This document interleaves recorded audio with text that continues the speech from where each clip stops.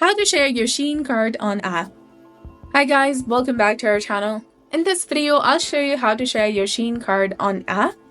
So now let's get started. So make sure you watch until the very end.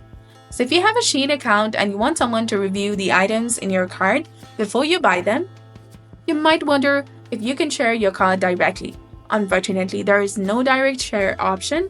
However, you can share your items indirectly. So go to the cart page where you will see the items you want to share. There is no share button available, but you can add the items to your wish list. Look for the heart icon next to each item and tap on it, and this will move the items to your wish list.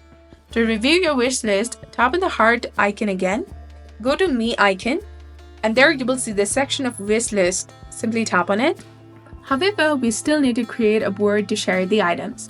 So navigate to the board section and tap on the Create Board option. And once the board is created, it will be displayed. You can select all the items by tapping on it and then click on Add to Board. This will transfer the items from your wish list to your board. Now, to share the board, go to the board you just created. You will see a share icon and upward arrow. Tap on it to share the link with your friends or family by copying or sending the link directly through different social media platforms. So this process allows you to share your Shein card indirectly.